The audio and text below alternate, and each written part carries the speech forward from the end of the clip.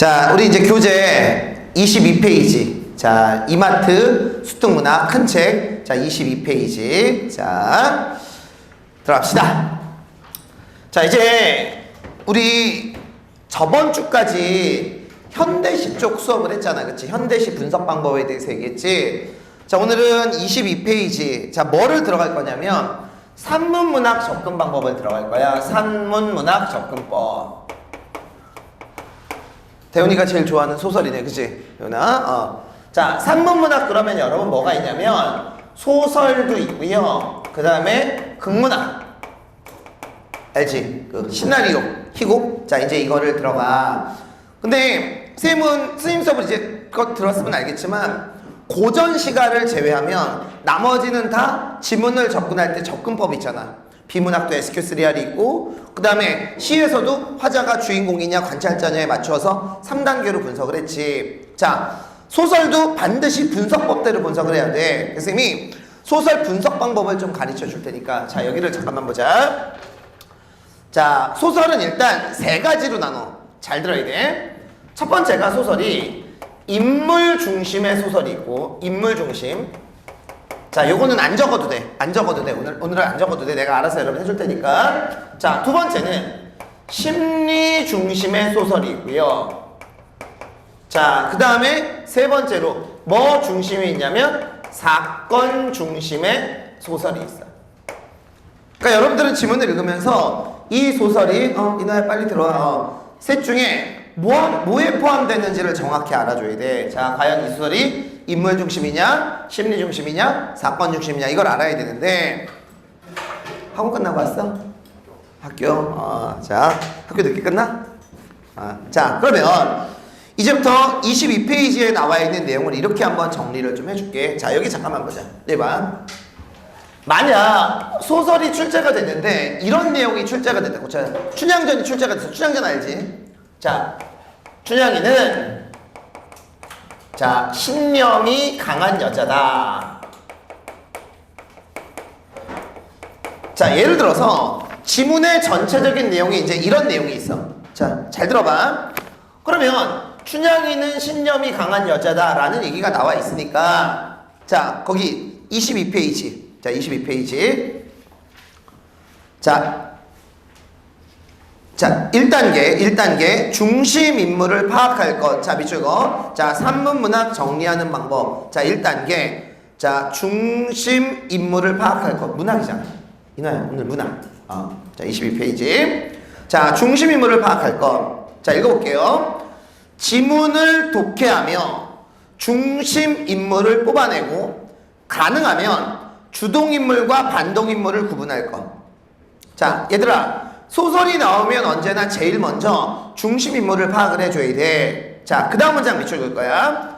갈등을 겪거나 비판이나 예찬의 대상이 중심인물이 된다. 그러면 자, 여기 잠깐만 보자. 만약 지문을 읽었는데 지문에 이런 내용이 나와. 그러면 갈등이 없지. 수능에서 여태까지 4번 나왔어. 갈등이 없는 소설이 4번 나왔거든. 그러니까 머릿속에 소설이 나오면 무조건 갈등이 있겠지, 이런 생각은 버려. 자, 그 이유가 뭐냐면 너 이제 소설의 구성 단계 알지? 발단, 전개 뭐 이런 거 들어봤지. 근데 발단은 어때? 갈등이 없단 말이야. 그럼 수능에서 발단 부분이 시험에 나올 수도 있고, 소설 중에서 갈등이 없는 소설도 있어. 혹시 이런 소설 아나? 미스터맘. 미스터맘. 그 작품의 중심인물이 방산복인데 그 소설에는 갈등이 없어.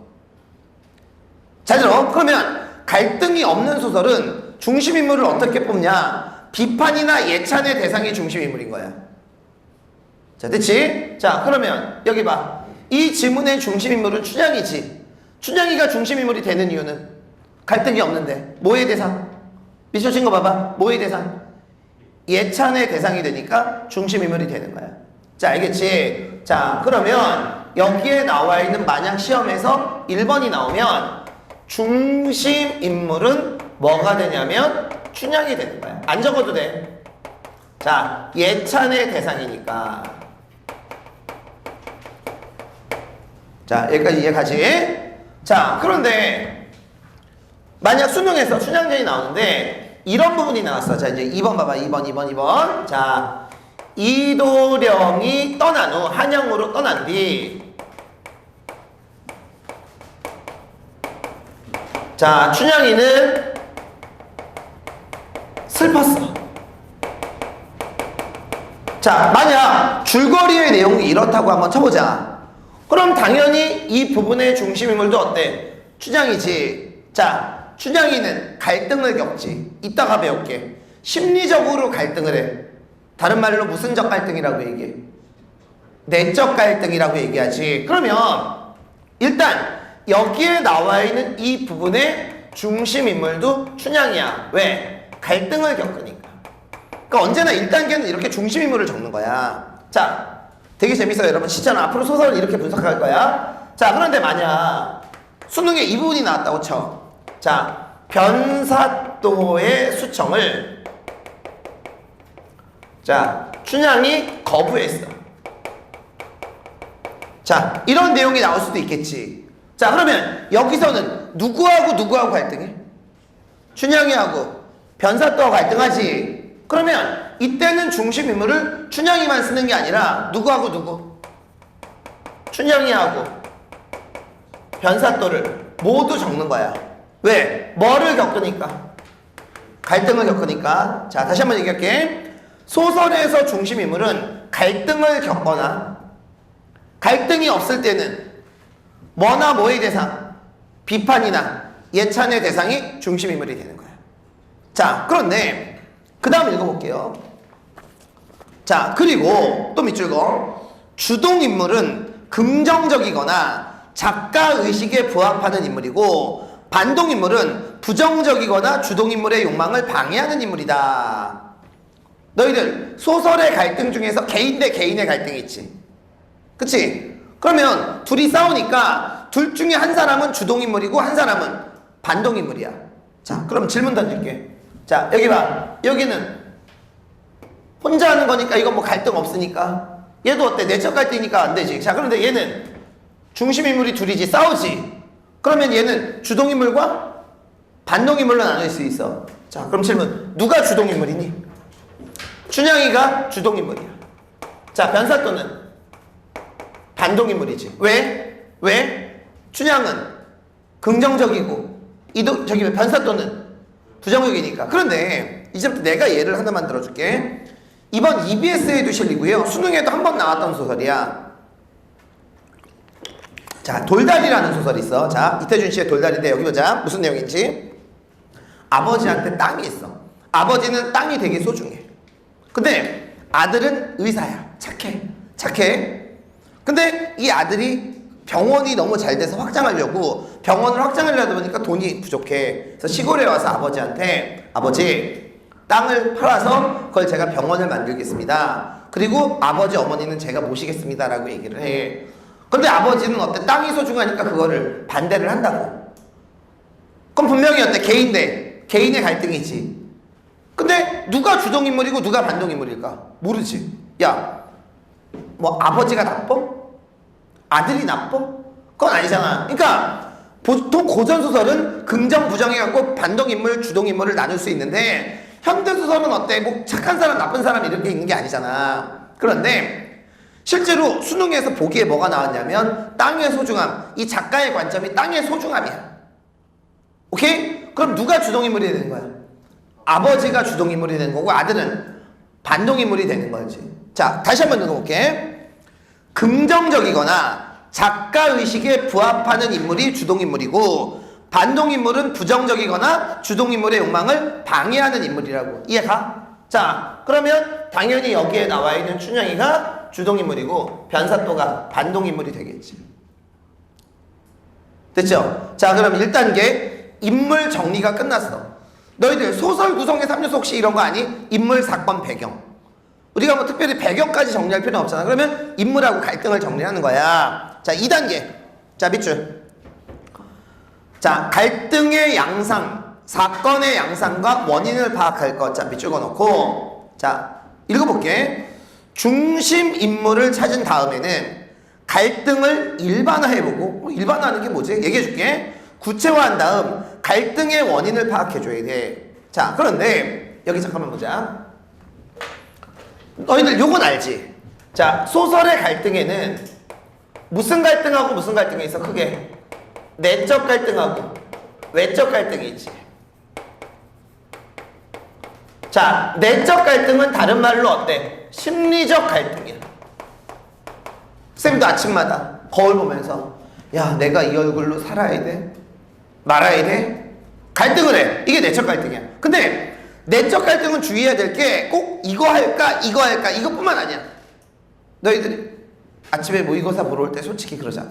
이쪽에서 천사가 야, 보러 가야지, 어? 근데 이쪽에서 악마가 아니야, 한 번 정도 안 본다고 수능을 못 보진 않아, 자 둘이 싸워. 물론 이런 건 내적 갈등이지. 오케이? 근데 너희들이 예를 들어서 학원에 안 왔어. 그리고 나서 좀 이따 후에 아, 갈걸. 이것도 내적 갈등인 거야.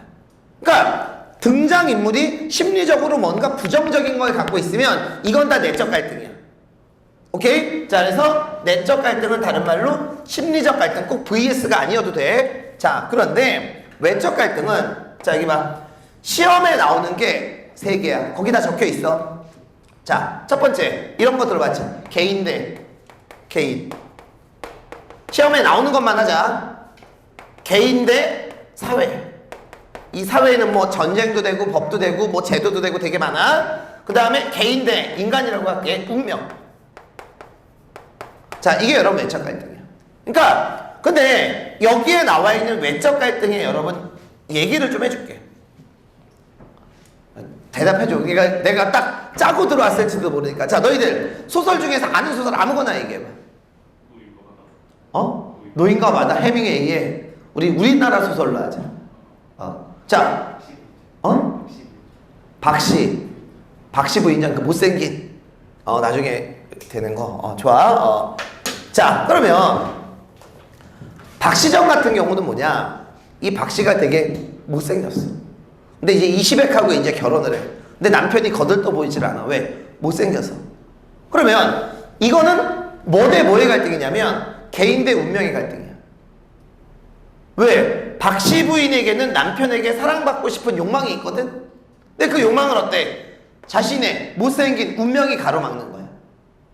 자, 홍길동전 예를 들어. 홍길동전은 얘야. 뭐냐면 홍길동전은 홍길동에게는 출세하고 싶은 욕망이 있어. 그 욕망을 방해하는 게 뭐야? 적서차별제도가 되는 거지. 자, 개인 대 개인의 소설. 뭐 아무거나 얘기해봐. 흥부돌부. 흥부가 주동인물이지. 흥부에게는 어떤 욕망이 있어? 자식들하고 어느 정도 먹고 살아야 되는 욕망이 있지. 근데 그걸 방해한 게 누구야? 놀부 아니야. 그러니까 외적 갈등은 특징이 있는데 이쪽 중심인물 혹은 주동인물의 욕망을 이쪽이 방해하면서 갈등이 생겨. 혹시 이 소설 아나? 이생주장전? 이생주장전을 예를 들어줄게. 자, 이생주장전. 자, 여기 3개가 다 들어가. 이생하고 최랑에게는 욕망이 있어. desire. 어떤 욕망이 있냐면 사랑하면서 계속 살고 싶은 그런 욕망이 있어. 잡아. 그런데 둘이 결혼을 하려고 하는데 이생의 아버지가 반대해. 그러면 둘의 사랑에 대한 욕망을 어때? 이쪽이 방해하지. 주동인물의 욕망을 반동인물이 방해하는 거야. 개인 대 개인. 자, 그런데 허락을 받고 둘이 결혼을 했어. 행복하게 살고 싶지. 근데 뭐가 일어나? 홍건적의 난이 일어나지. 그러면 둘의 사랑을 방해한 게, 둘의 욕망을 방해한 게 이번엔 어때? 사회지. 오케이? 근데 아내가 왔네. 헤어졌는데 만났어. 근데 아내가 어때? 좀비야. 시체야. 그래서 둘이 나름대로 그 상황에서 사랑을 하는데 3년 있으면 하늘로 올라가야 돼. 그래서 결국 마지막에 어때? 아내가 최랑이 올라가지. 그럼 이거는 뭐야? 인간 대 운명이 된단 말이야. 그러니까 외적 갈등은 되게 재밌어. 이쪽의 욕망을 이쪽이 방해하면서 생기는 거야.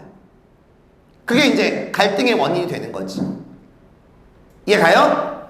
자, 그러면 거기 봅시다. 거기. 자, 내적 갈등. 자, 밑줄 이거. 심리적 갈등. 꼭 VS가 아니어도 된다. 외적 갈등 밑줄 치고 별표 쳐. 중심 인물 혹은 주동 인물의 욕망과 이 욕망을 방해하는 요소 사이의 갈등. 근데 외자가 무슨 외자니? 바깥 외자지. 예를 들어서 숭이가 쌤 보고 아 선생님 보기 싫어. 아 난 벼룩쌤 너무 싫어. 이렇게 해서 반감을 품어. 이건 외적 갈등이 아니야. 왜? 마음속으로만 표출된 있는 건 이건 외적 갈등이 아니라 내적 갈등이 되는 거야.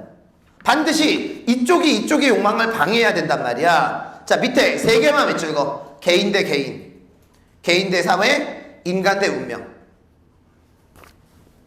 참고 삼아서 승희가 아까 얘기한 노인과 바다 같은 경우는 노인의 욕망을 바다가 방해해. 그래서 그거는 개인 대 자연, 인간 대 자연 그런 갈등인데 어때? 흔치는 않아. 이번에 EBS 소설에도 없고 집단 대 집단의 갈등도 흔치 않으니까. 자 그럼 여기 봐. 너희들은 앞으로 소설이 나오면 갈등을 이 네 가지 중에 하나로 하는 거야. 내적 갈등이냐, 개인 대 개인이냐, 개인 대 사회냐, 인간 대 운명이냐.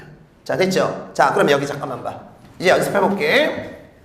자 그러면 여기에 나와 있는 이 1번 얘기는 자 특별한 갈등이 없지. 그럼 쓰면 안 돼. 갈등이 없겠어. 그러면 이 소설을 쓴 이유가 뭐냐? 그 부분의 주제는 춘향이 뭐 하기 위해서? 예찬하기 위해서 쓴 거야. 그럼 이제 그 소설은 뭐 중심의 소설이 돼? 인물 중심의 소설이 되는 거야. 왜? 인물 소개하기 위해서 쓴 거야. 자 그런데 여기 봐. 자 이 부분 춘향이 갈등을 하지. 그러면 여기에다 적는 거지. 자 이 부분에 드러난 갈등은 무슨 갈등? 춘향의 내적 갈등.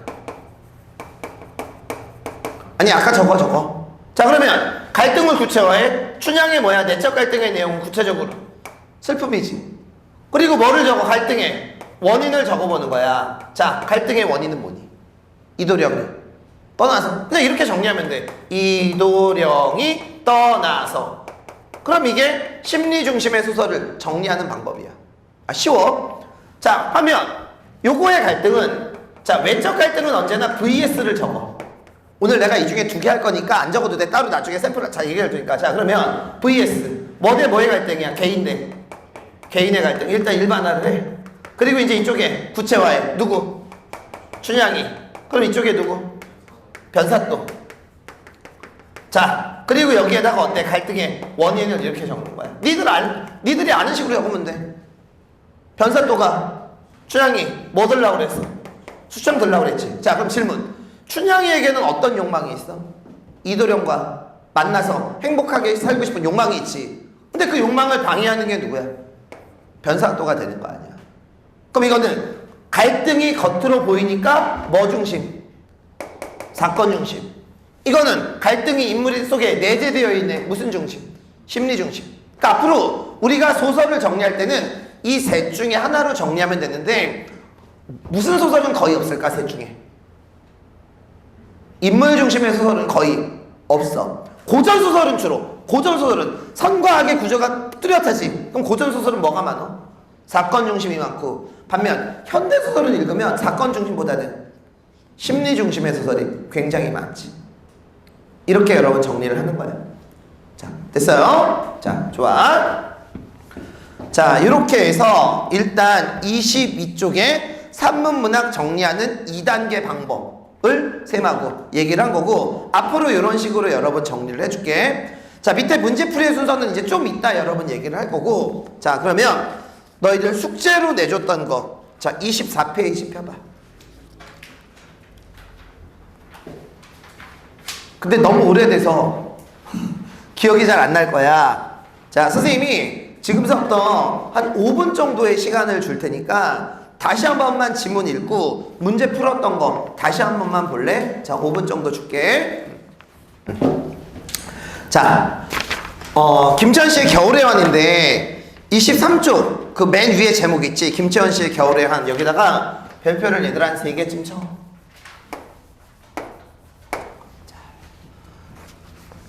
선생님 그 유튜브에도 선생님이 딱 올려놨는데, 작년에 선생님이 수능 보기 전에 현대소설을 여러분 8작품 찍어줬고 고전소설을 7작품 찍어줬거든. 거기에서 여러분 다 나왔어. 근데 올해 같은 경우도 이 겨울의 왕 같은 경우는 일단 우리나라 최고의 문학상이 뭐냐면 이상문학상 탔던 작품이고, 너희들은 이 작품 거의 처음 봤지. 근데 작품성이나 여러 면에서 굉장히 출제 가능성이 높은 작품이야. 내가 대놓고 얘기해줄게. 이 작품 뒤에 보면 이상의 날개 있어. 그건 올해 출제 가능성 없어. 그러니까 선생님이 중요하다고 한 작품 위주로 좀 봐. 날개에 대한 얘기는 이제 뒤에 가서 얘기할게. 자, 그럼 이제부터 여기에 나와 있는 문제를 한번 자 풀어볼게요. 아직 뭐 소설의 전체적인 줄거리 이런 건 이제 나중에 얘기하고. 자, 그런데 다시 이제 22쪽으로 넘어와. 자, 22쪽으로 넘어와. 자, 이제부터 문제풀이의 순서를 가르쳐 줄게. 자, 1번. 자, 밑줄 거. 서술상 특징 선지를 먼저 보고 주요 부분에 밑줄을 긋거나 짧게 일반화한다. 시간 줄이자. 너희들 여태까지 이렇게 풀었으면 소설 망하는 거야. 맨날 이렇게 풀고 나서 선생님 시간 모자라요. 그러지. 뭐냐면 절대 지문을 먼저 읽으면 안 돼. 너희들 보통 소설 나오면 여기 봐. 딱 너희들 내가 패턴 얘기해 줄게. 일단 제목 보지 너희들. 그리고 일단 아는 소설 나오면 기분 좋고 모르는 소설 나오면 일단 기분이 나쁘기 시작해. 자, 그리고 나서 어때? 아는 소설이든 모르는 소설이든 읽어.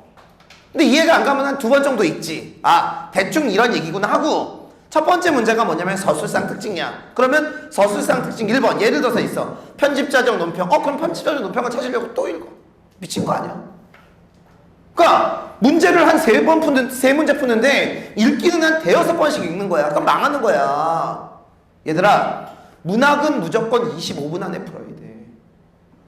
시간 줄여야 돼. 물론 내가 너희들에게 수능에 나오는 소설 2개는 내가 다 맞춰줄 거야. 뭐가 나올지. 근데 어차피 그래도 지문은 읽어야 되잖아. 자, 읽을 때 순서는 일단 지문을 읽기 전에 1번 서술상 특징 선지를 먼저 보는 거야. 약속. 자, 그럼 이제부터 지금 풀었던 지문 펴. 자, 5번에서 7번 문제. 아직 지문 안 읽었어. 그러면 몇 번 문제를 먼저 보는 거야? 5번 문제를 먼저 보는 거야.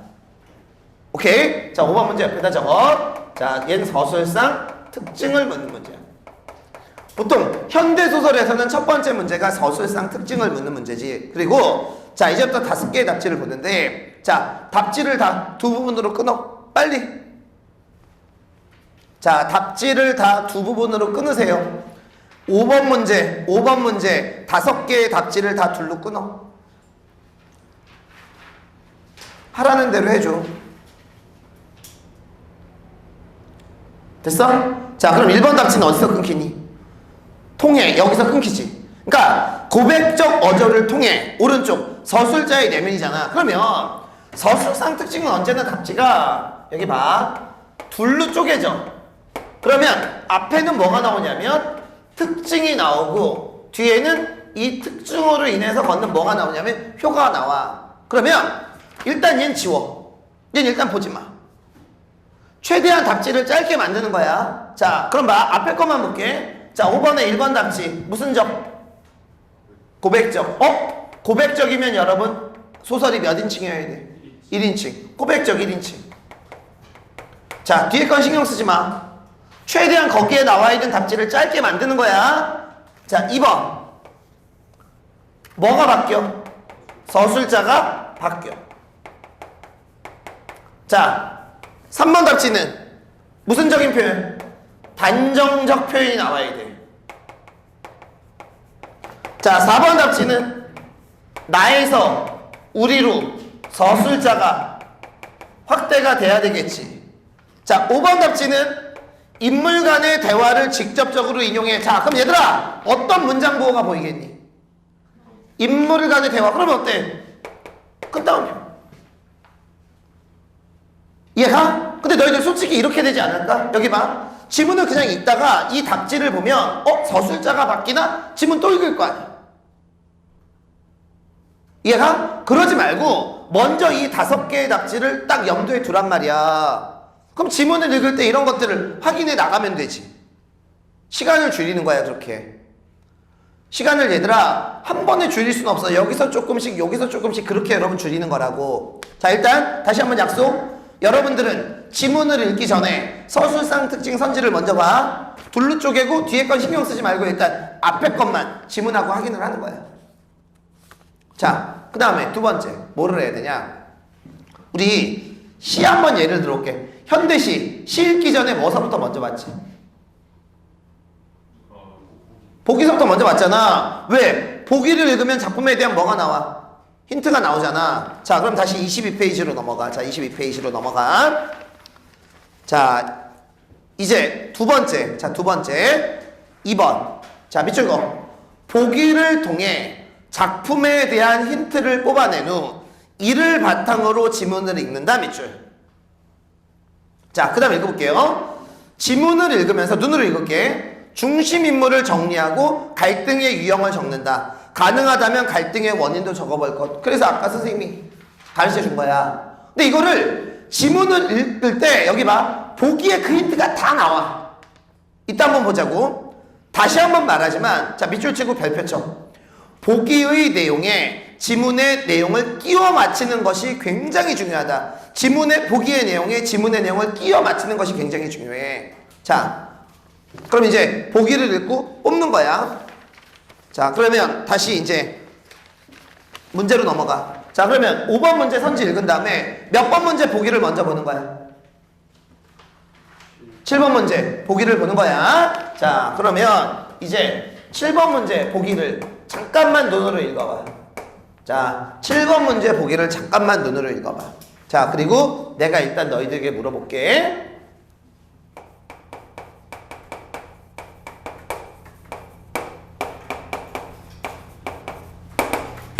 자,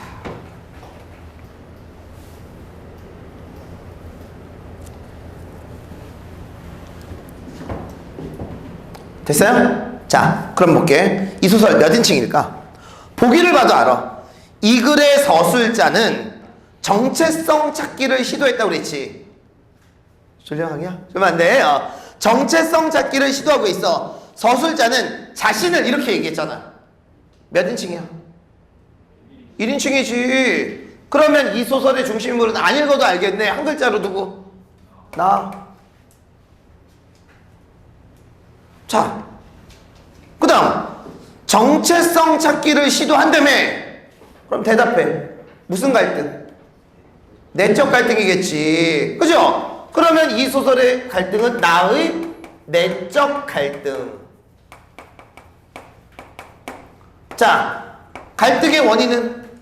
아니, 갈등의 내용은 구체화시켜. 우리 아까 내적 갈등 옆에 슬픔 이렇게 적은 것처럼 여기에 나와 있는 나는 뭐를 탐색하고 있어?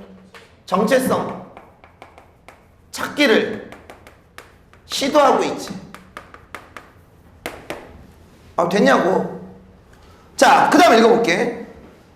서술자는 자신을 어머니와 딸이라는 관계 속에서 파악하고 끊임없이 어머니와의 분리를 시도한다고 그랬지. 자, 그러면 갈등의 원인은, 이런 내적 갈등을 하게 된 원인은 누구 때문에? 보기에 나오잖아. 누구 때문에? 누구와의 분리를 시도해? 어머니와의 분리를 시도한다며. 그럼 결국 여기에 나와 있는 내가 이런 내적 갈등에 갖겼던 원인은 누구 때문에? 어머니 때문에. 이 사람은 지금 어때? 어머니에 대해서 긍정적이야, 부정적이야? 부정적이지. 그죠? 어머니에 대한 부정적인 감정을 갖게 된 거야. 근데 내가 이거 여기 봐. 보기 읽었지. 근데 지문에도 어때? 분명히 이 얘기가 나오겠지. 근데 이제부터 내가 더 중요한 거 얘기해 줄게. 이제부터 더 중요한 거. 자, 밑줄 읽어. 자, 보기 둘째 줄 밑줄. 정체성 탐색의 과정은 시공간의 범위를 넓히면서 밑줄. 정체성 탐색의 과정은 시공간의 범위를 넓히면서 밑줄. 그 다음에 또 밑줄 거. 좀 끊어서 밑줄 거. 발견한 대상과의 비교 밑줄. 그 다음에 새로운 정체성의 확립. 여기까지 밑줄. 자, 그러면 여기에 나와 있는 나는 정체성 찾기를 시도했지. 집중해. 그런데 성공했어, 실패했어? 봐봐. 정체성 확립을 확립하는 것으로 마무리된다며. 그럼 결국 어때? 정체성 확립에 성공한 거지.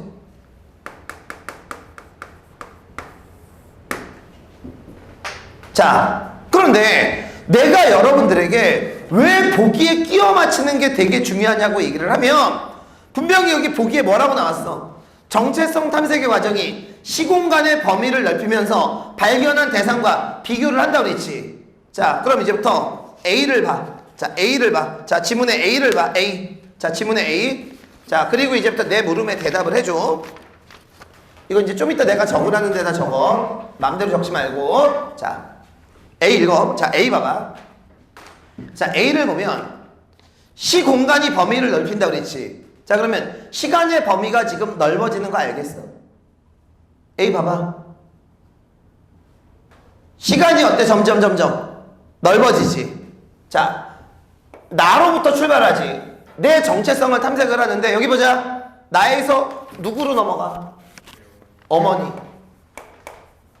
어머니에서 할머니. 근데 여기에 나와 있는 어머니하고 할머니는 내가 실제로 경험했던 사람들이지. 또 누구?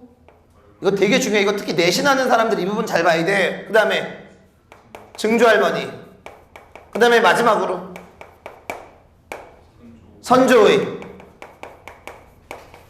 여자들. 맞니? 자, 그러면 분명히 여기에서 여기로 오면서, 자, 집중해. 자, 여기에서 여기로 오면서 점점 뭐가 확장해?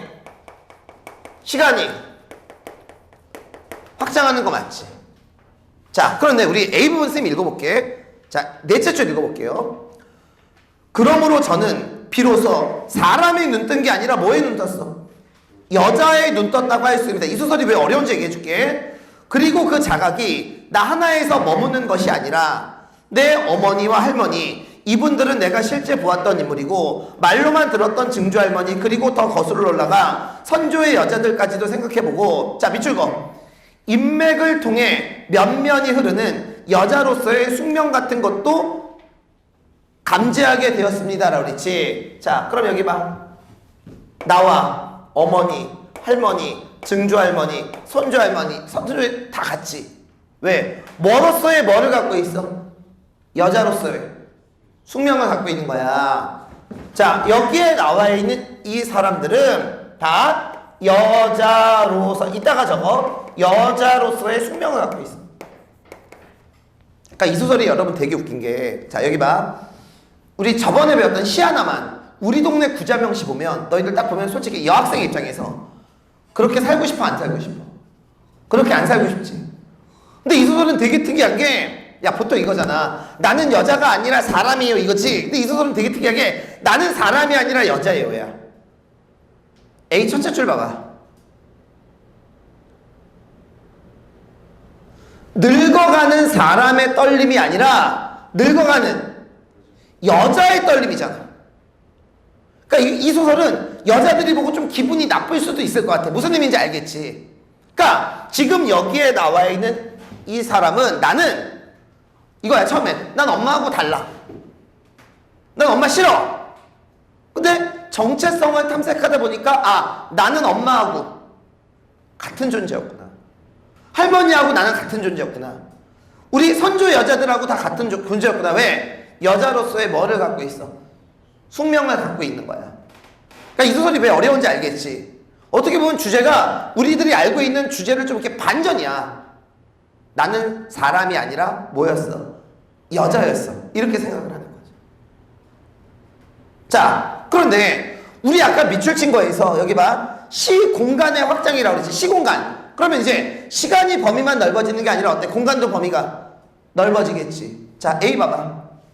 공간의 범위가 넓어지는 거 알겠어?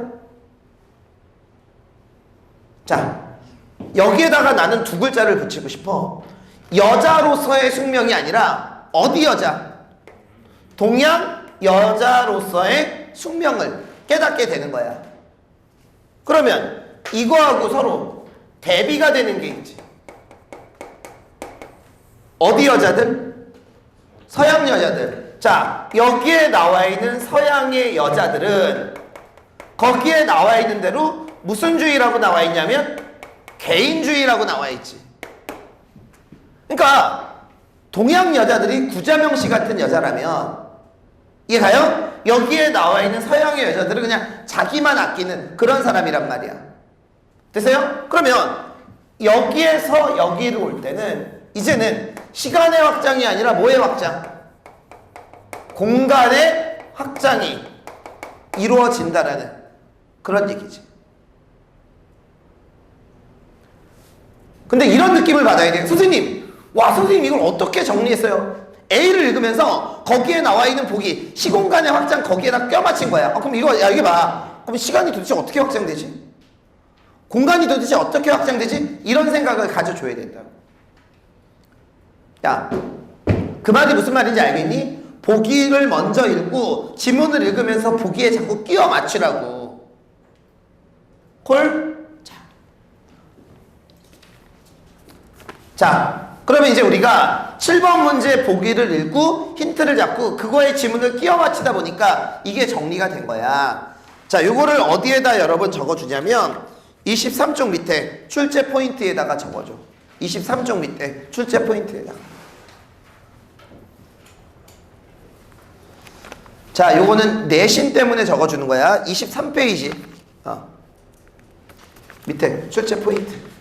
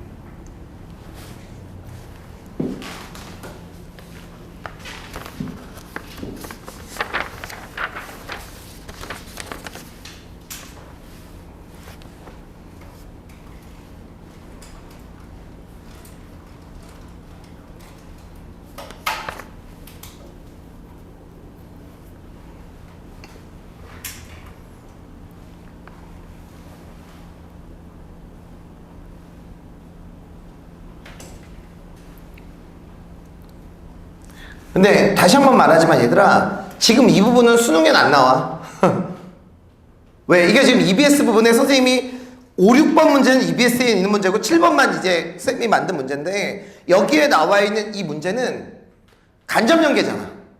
그러니까 수능에 나온다면 이 부분이 아니라 어때? 다른 부분이 나오겠지. 물론 내가 쉬는 시간 끝나고 다른 부분 수업을 다 해줄 거야. 하지만 지금 이 부분은 내가 이렇게 자세히 해주는 이유가 또 내신도 있고 전체적인 스토리보드도 좀 알고 있으면 되게 편하잖아요, 얘들아. 그쵸?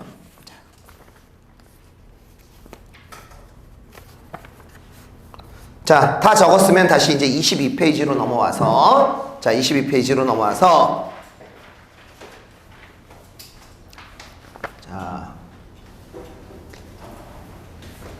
자, 이제 문제풀이의 순서 3번. 자, 3번 볼게요. 3번. 자, 지문, 밑줄 거, 지문 독해 후에 서술상 특징 문제와 보기형 문제를 풀고 나머지 문제들을 해결해 나간다. 이해가지? 그러니까 우리가 여기 봐. 5번하고 7번 문제를 먼저 봤잖아. 5번하고 7번 문제를 봤으니까 이 문제에서부터 먼저 풀어버리고 나머지 문제를 풀어버리란 얘기야. 됐죠? 자, 그럼 밑에 당구장 표시 볼게요. 산문 영역 문제풀이 시 알아주면 좋은 팁. 자, 일단 2번서부터 먼저 봐. 2번. 서술상 특징 선지는 앞에 특징은 물론 뒷부분에 효과까지 맞아야 된다라고 그랬지. 자, 그러면 여기에 나와 있는 5번 문제 이제부터 풀어줄게. 자, 여기 보자. 자, 그럼 이제 지문을 읽었어. 이걸 염두에 두고 읽는 거야. 찾으면서 이 소설 어때? 1인칭 맞아. 1번은 답이 될 수 있어. 2번 서술자 안 바뀌어. 맨 마지막 문장에 보면 뭐뭐일까 추측의 표현을 하지 단정적인 표현은 없어. 자, 4번 나에서 우리로 서술자. 물론 지문에 우리라는 말이 나오긴 한데 그 우리는 서술자가 아니라 엄마가 된장찌개 끓여라 그러듯이 그걸 나하고 누가 들어? 동생이 들어. 그때 우린 거야. 자, 아웃. 그 다음에 얘 맞지? 왜 큰 따옴표 있으니까. 그러면 뒷부분을 안 봐도 어때? 1번하고 5번으로 좁힐 수 있잖아. 자, 그런데 이 문제의 답이 왜 1번이냐?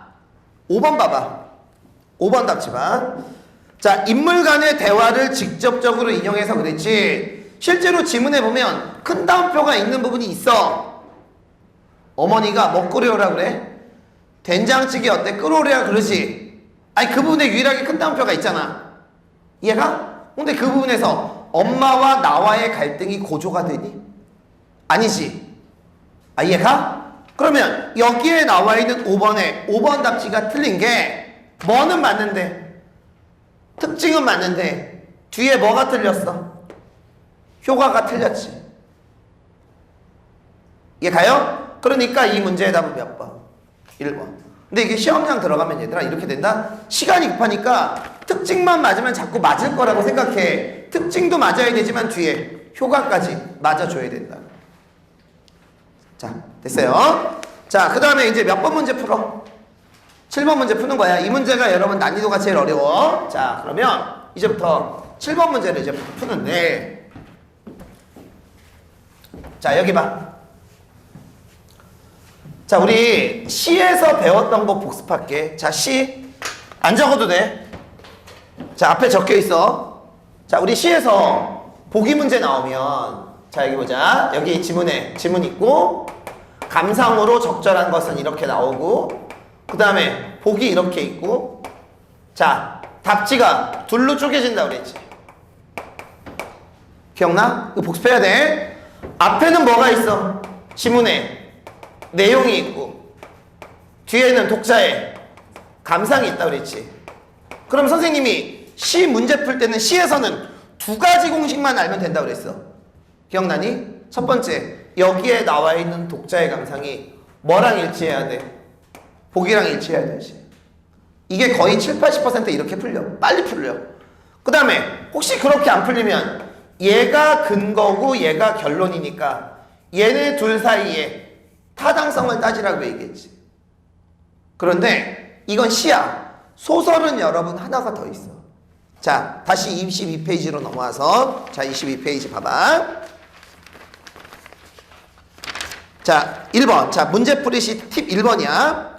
보기형 문제는 답지를 두 부분으로 나눈 후 감상이 보기의 기준에 부합하는지, 이건 알지?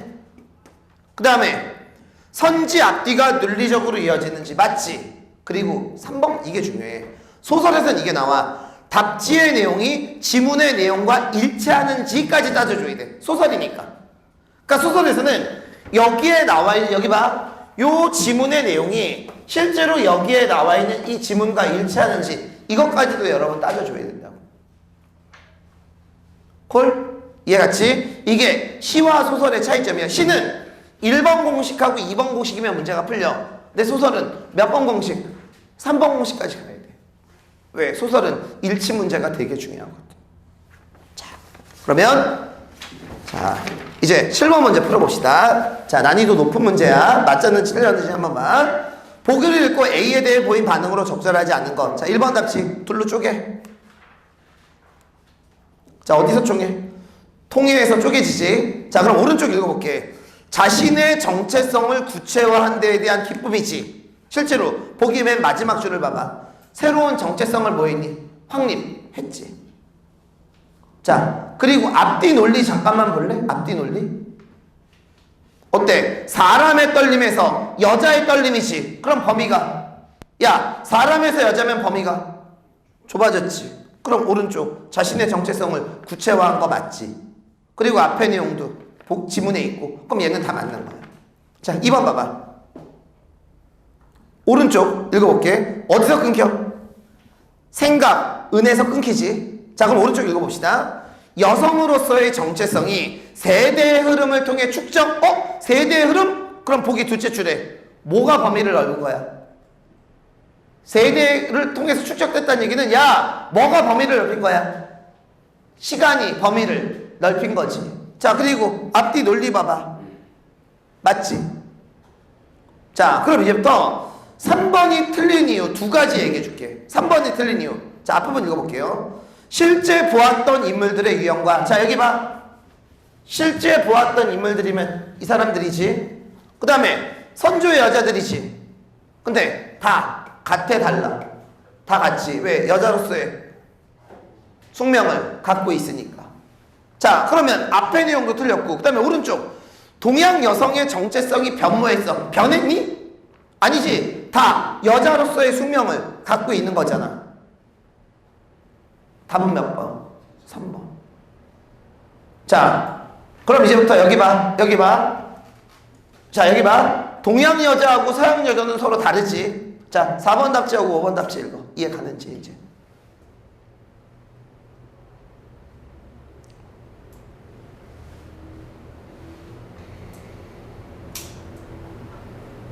끊고 4번 언급은 5번 변화는 끊고.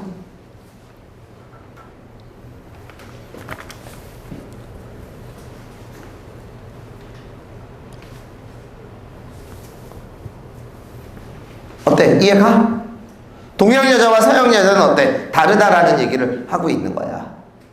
자, 이제 이렇게 풀고 마지막 이제 몇 번 먼저 풀면 돼? 6번 기억에 대한 설명으로 가장 적절한 걸 물었지. 자, 이제 마지막으로 22페이지 마지막. 자, 22페이지 마지막 3번 볼게. 소설에서 부분적인 문제, 즉 기억, 니은 뭐 이런 문제가 출제가 되면 제발 밑줄 친 데다 집착하지 말고 밑줄 친 부분의 앞뒤 문맥은 물론 갈등 상황을 염두에 두고 문제를 해결해 나가야 된다라고 그랬지. 자, 실제로 지금 여기에 나와 있는 중략 이후의 부분 보면 돼. 어머니에 대한 반감, 이게 굉장히 중요하지. 자, 그런 갈등 관계를 염두에 두고, 자, 이제부터 기억에서 된장찌개에서, 자, 기억 된장찌개에서 5줄만 내려가서 밑줄 거.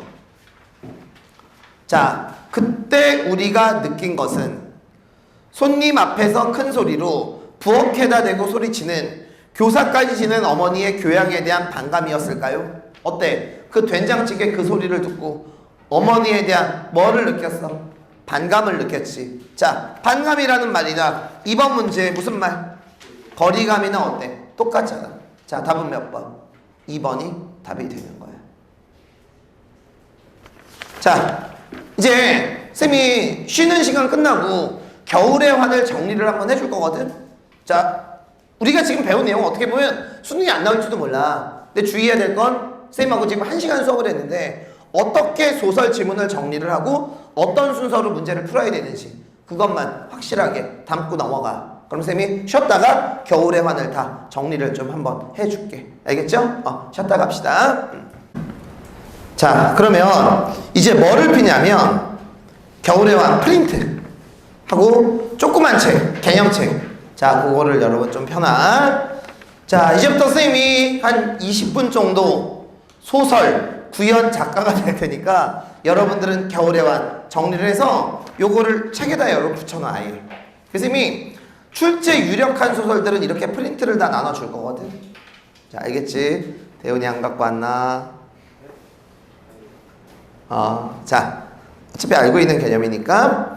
자, 그러면 일단 겨울의 환 출제 포인트에 대해서 얘기를 좀 해줄게.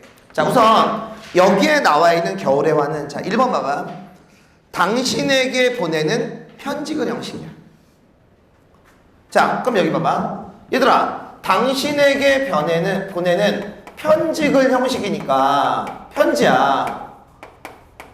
말하는 대로 글을 쓸까? 글 쓰듯이 글을 쓸까? 편지는 말하듯이 글을 쓰지.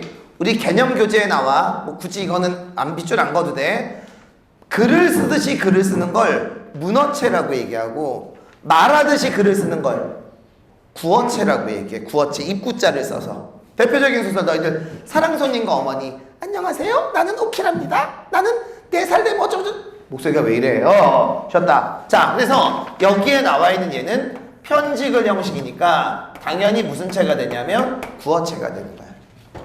오케이. 자, 옆에다 적어놔. 1인칭 주인공 시점 밑에다가 자, 구어체라고 여러분 하나 적어놓고.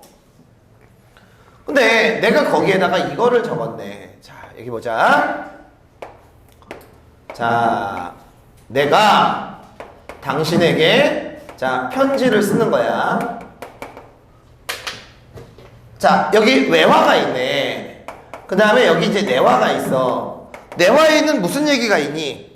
외할머니의 이야기가 있고 어머니가 어떻게 살아왔는지에 대한 얘기가 나오고 내가 어떻게 살아왔는지에 대한 얘기가 나와. 됐죠? 자, 그러면 이제 이게 외화하고 내화가 되는데 너희들이 잘못 알고 있는 게 있어. 외화, 내화가 있으면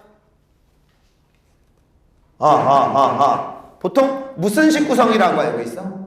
액자식 구성이라고 알고 있지. 자, 그런데 절대 그렇게 알아두면 안 돼. 그러니까 외화, 내화가 있다고 무조건 액자식 구성은 아니야. 자, 너희들 조그만 책 44페이지를 잠깐만 볼래? 자, 44페이지를 잠깐만 펴. 조그만 책. 안 갖고 왔어? 아이고. 왜? 책 저기 있네. 누구 거야? 갖고 와야 되구나. 내가 줄게. 자, 여기다 옮겨 적어와. 자, 왜 거기다 두고 왔어? 자, 그러면 거기 44쪽 밑에 보면 역순행적 구성하고 액자식 구성 보여? 자, 밑줄 거. 역순행적 구성 밑줄 거 놓고 오른쪽에 과거 회상 밑줄 거. 자, 역순행적 구성해 놓고 과거 회상에다가 밑줄 거. 자, 여기 잠깐만 볼게. 자, 그러면 내가 당신에게 편지를 쓰는 거하고 외할머니가 살아온 삶, 어머니가 살아온 삶, 내가 살아온 삶, 당연히 어때? 요거는 요거에 비해서 과거겠지. 그러면 소설이 어떻게 진행이 되냐면 일단 현재 얘기해서 어때? 과거 얘기로 갔다가 다시 현재로 와. 그러니까 여기에 나와 있는 외화가 현재고 내화가 언제야? 과거란 말이야. 그럼 외화, 내화는 꼭 액자식 구성에만 있는 게 아니라 집중! 무슨 구성에도 역순행적 구성에도 외화, 내화가 있는 거야. 그래서 일단 얘의 제일 중요한 특징은 첫 번째 역순행적 구성이야. 알겠죠? 자, 그 다음에 그 밑에 봐봐. 무슨 구성 나와? 액자식 구성도 나오지. 액자식 구성. 자, 액자식 구성. 또 선생님 그러면 외화, 내화가 있다고 무조건 액자식 구성은 아니야. 반드시 둘 중에 하나가 있어야 돼. 자, 밑줄 거. 중심인물이 뭐하거나 변하거나 무슨 구조? 환몽 구조여야 돼. 이번에 EBS에 역순행적 구성하고 액자식 구성의 글이 진짜 많아. 진짜 많아. 앞으로 설명을 다 해줄 건데 자, 쌤이 이런 예를 들면 애들이 액자식 구성 잘 알더라. 자, 너희들 어렸을 때 솔직히 이 만화는 많이 봤지? 짱구는 못 말려. 그죠? 자, 짱구를 봐. 짱구에서 제일 인상 깊은 캐릭터는 유리 엄마. 혹시 알아? 유리 엄마? 우리 둘째 딸이 유리거든? 우리 와이프도 유리 엄마인데 거기 유리 엄마 승질 나면 그 토끼 잡아가지고 이렇게 토끼 인형 때리던 거. 이나 짱구 안 봤어? 봤어? 기억나? 유리 엄마? 자, 그럼 지금 갑자기 그 얘기가 아닌데. 자, 너희들이 TV로 짱구를 못 말려를 봐. 근데 짱구가 TV로 액션 가면을 봐. 그게 액자식 구성이야. 자, 그러면 외화의 중심 인물은 누구? 짱구. 내화의 중심 인물은 액션 가면. 이게 액자식 구성이야. 자, 그 다음에 이번에 EBS에 구운몽 나오거든. 구운몽. 외화의 중심 인물이 성진이고 내화의 중심 인물이 소유야. 근데 동일한 인물이야. 엄밀하게 말하면 중심 인물이 안 바뀌어. 하지만 뭐를 꿔? 꿈을 꿔. 그러면 현실, 꿈, 현실이지. 이것도 액자식 구성이 되는 거야. 자, 그럼 여기 봐. 지금 여기서 중심 인물은 어때? 나하고 당신이야. 근데 내화에 가면 외할머니와 할머니 얘기가 나오지. 그럼 적어도 이 부분이 나오면 중심 인물이 뭐하니까? 변하니까. 그러면 이 소설은 두 번째 무슨 구성도 돼? 액자식 구성도 되는 거야. 자, 확실하게 집어넣어. 외화, 내화가 있으면 역순행적 구성도 되고 액자식 구성도 돼. 과거 해상이 있으면 역순행적. 중심 인물이 변하거나 아니면 중심 인물이 꿈을 꿔. 그럼 무슨 구성? 액자식. 됐냐고. 자, 이제 책 덮어도 돼. 이제 다시 우리 프린트로 넘어와서 자, 세 번째. 요거는 쌤하고 나중에 최인훈의 광장이 나와. 우리 EBS에 알지? 되게 어려운 소설인데 거기서 얘기를 할게. 이 소설은 특별한 줄거리가 있다라기보다는 나의 머릿속에 있는 내용을 계속 끄집어내. 혹시 이런 말 들어봤니? 특별한 얘기 없이 등장인물의 생각을 그냥 그대로 글로 막 옮기는 거야. 이상의 날개. 그리고 다음에 나와 최인훈의 광장. 이번 EBS에만 3작품이 있어. 혹시 들어봤을까? 의식의 흐름. 진짜 많지 않은 소설이거든? 근데 이 소설 우리 EBS의 의식의 흐름만 3개가 나와. 그 중에 하나야. 자, 요거 옆에다가 정리를 해줘. 자, 요거 일단 정리를 하고요. 자, 그림 옆에다가 이 소설 역순행적 구성, 액자식 구성, 그 다음에 의식의 흐름. 자.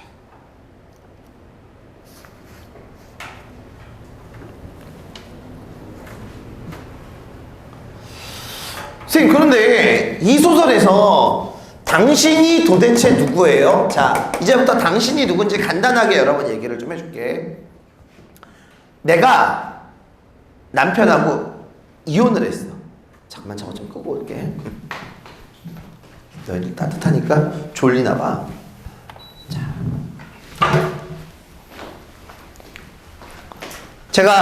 자, 내가 남편하고 이혼을 했어. 이혼을 하고 당신을 만났어. 이 당신은 어렸을 적 친구야.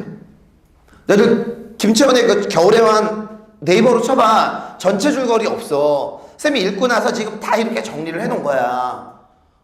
왜? 소설은 직접 연기야, 간접 연기야? 간접 연기야. 반드시 전체 줄거리를 알아둬야 되니까. 자, 당신은 누구냐면 내 어릴 적 친구야. 근데 남편하고 헤어지고 나서 오랜만에 그 사람을 만난 거지. 그리고 나서 나는 그 남자하고 이 당신하고 썸을 타기 시작해. 그러니까 나하고 썸 타는 사이야. 근데 설마 수능에 둘의 사이는 이런 거 안 나와. 그럼 여기서 당신이 하는 제일 중요한 역할은 뭐냐? 그러다가 어느 순간 당신이 나한테 얘기해. 뭐라고 얘기하냐면 나이 먹은 여자의 떨림을 한번 글로 써보라고. 오케이? 그래서 그 말을 듣고 내가 여기에 나와 있는 이 편지를 쓰게 된 거야. 자, 그래서 당신 옆에다 적어. 이 작품에서 당신이 하는 역할은 뭐냐면, 자, 정체성 탐색의 계기가 되는 인물이야. 계기를 마련해주는 인물.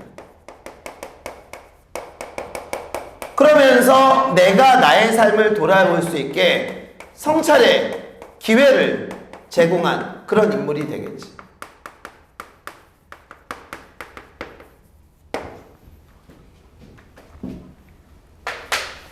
내가 오늘 집에 가서 우리 와이프한테 이렇게 얘기해. 여보, 나이 먹은 여자의 떨림에 대해서 한번 글을 써봐. 그랬더니 우리 와이프가 나를 때리겠지. 그죠? 떨림? 그럼 이제 살떨림 뭐 이렇게 얘기하면서 때릴지도 모르겠는데, 하여튼 주의해야 될 건 뭐냐면 여기에 나와 있는 당신은 이런 역할을 하는 거야.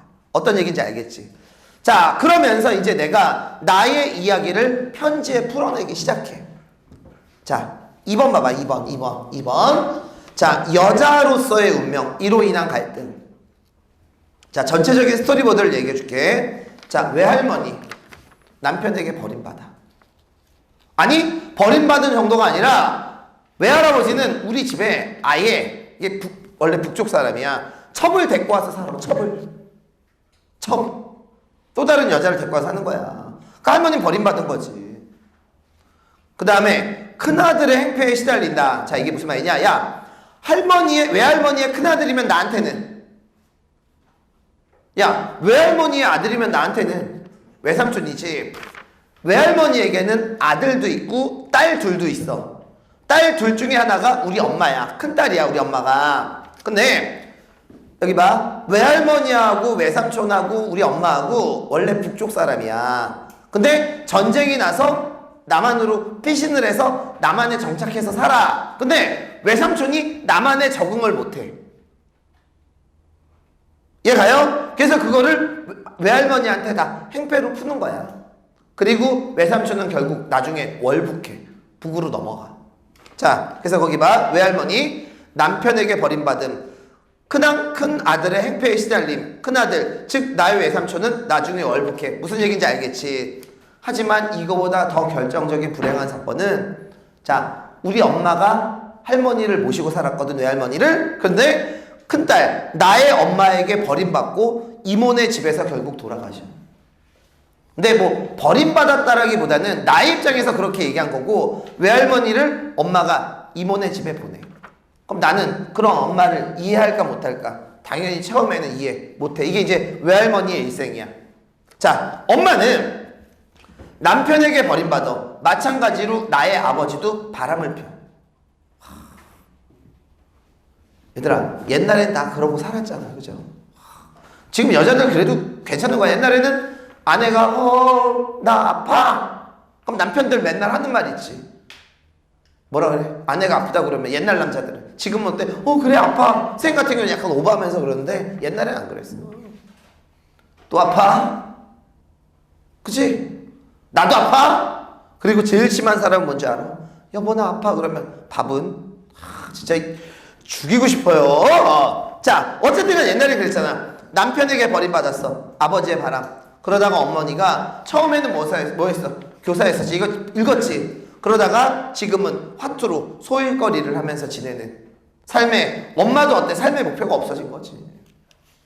자, 그리고 남편과 헤어져. 제일 지저분해. 남편이 결혼 문제로, 결혼 예물 문제로 일단 싸우다가 이 문제 저 문제가 다 터져서 이혼을 하게 된 거야. 짜증나지? 그죠? 강희야, 이런 거 보면 결혼하고 싶지 않지 않냐? 자, 그래도 해야지. 자, 그 다음 거 가로쳐.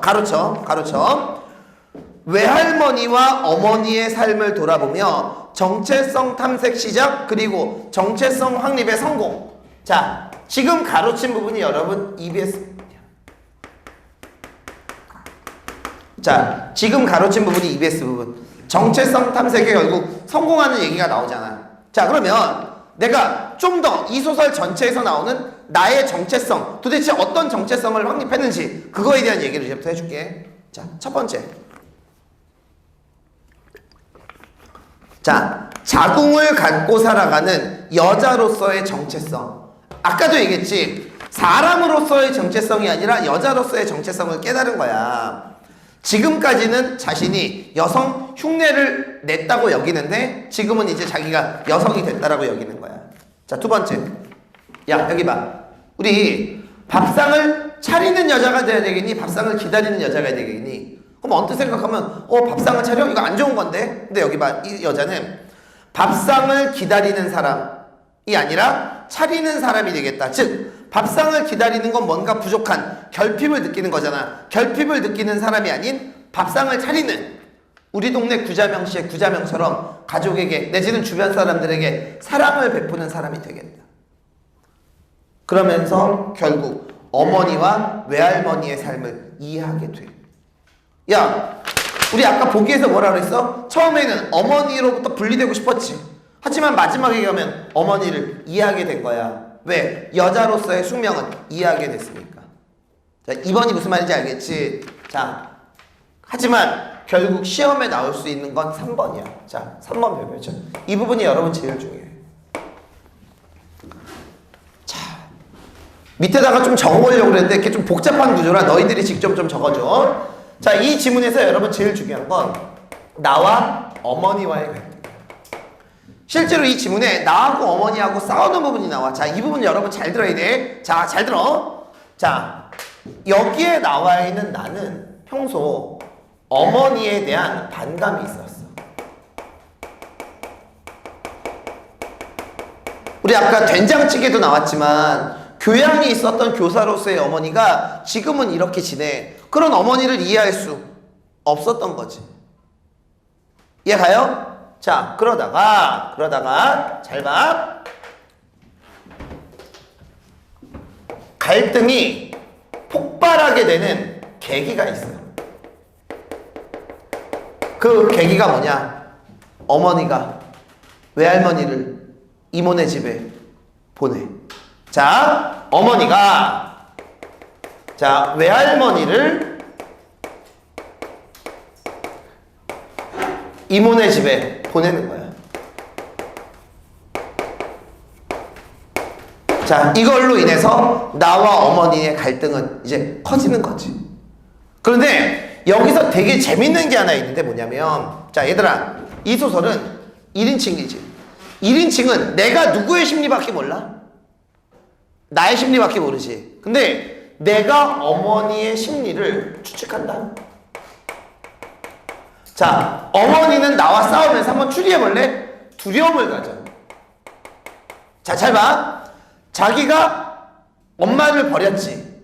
그리고 나서 딸하고 서로 싸워. 그러면 어머니 입장에서는 어떤 두려움을 느꼈을까? 나도 딸에게 버림받을 수 있겠다라는 두려움을 갖게 된 거지. 그거를 내가 어때? 추측하는 내용이 나와. 자, 그래서 자, 두려움. 자, 딸에게 버림받을 수 있다는.